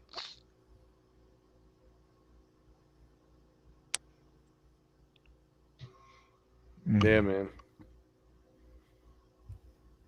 Well, gentlemen, I am getting worn out. I don't know about y'all, but I'm beat. Okay. I Yeah, I can't got do you, man. it. I can't do another 3 hour like I did last week. Not this week. Yeah, I'm actually. I tried to get some sleep, and it didn't happen. And for whatever reason, I wound up only sleeping for 2.5 hours today. So Wow. yeah, I've been up since around 10 or something, 10:30. After only getting about 2.5 hours sleep. Yeah. I'm feeling pretty wasted. And it's already 11 o'clock. Thanks Oh for man, doing this again. of course, man. This was Thanks absolutely for doing fun, this man. again. I mean, it's a shame that Snowdub couldn't have came by too, because he was going to show off his Garbage Pail Kids. I mean, hopefully he'll be able to make it next week. We'll see what's going on. Hey, Latino Slant. Cool. It was nice to see you here too. So we're going to go ahead and JJ, you want to go ahead and give your exit? Yeah. What's going on, everybody? It's your boy JJ. You can find me at a lot of places. This is my first time on Tommy's channel, and thank you again for letting me pop in. I'm on Han Star's channel. I'm on Chris Knight's channel, Mary Mayhem's channel. I'm just my own little stream whore. And also I got my own weekly live stream at 10:30 p.m. Eastern. It's called Randomness at its finest. It's random panel, random topics, and sometimes just a complete and utter shit show. So y'all come by and check it out one night. And you can find me here on Twitter at SithLord3827. Sometimes I tweet, sometimes I retweet, sometimes I don't. It's a lottery. Come check it out. Have a good night, everybody. Thank you for coming, man. It was absolutely a pleasure to have you on. No, I had a blast. Thank you. Oh yeah, I'm going to chat about this a little bit before I wind up passing out. So Slasher, go ahead, give your exit. Well, thanks to everyone in the chat for coming out, checking out the show. As usual, good talking to Tommy. Good talking to Sith Lord. I'm on Twitter and YouTube. And yeah, that's it. And of course, You know me, Tom. You know me, Tommy. I'm not one to go on and on and on about myself. So. I know, but you know what? I mean, I got to give everybody the opportunity to talk about what they got coming up and what they're going to be doing. I totally understand. And go ahead. I'm going to thank Bert, also known as K-Log, for stopping by. And I want to thank every single person that was in the chat tonight. Latino Slant, Angelus Draven, Luffy is God, Sith Lord, Keck 44, Toxic Man Flu, Rennie A, who was here earlier as well, and Bear, Nerd Fun. Thank you for stopping by, my friend, the author Stephen Walton, Culture Casino, Random Brad Creator, and anybody else I may have missed, Parrot Head, Bone. I mean, all you guys, thank you so much for coming out. I really do appreciate every time you guys come by. You are all awesome. Thank you for being here. I hope that you got to have a little bit of fun. I hope you got to reminisce a little bit. And we will be back again next Monday doing it again. More than likely with a different panel, but you will have not seen the last of Sith Lord here. I guarantee it. And hopefully Bert will be coming back at another time as well.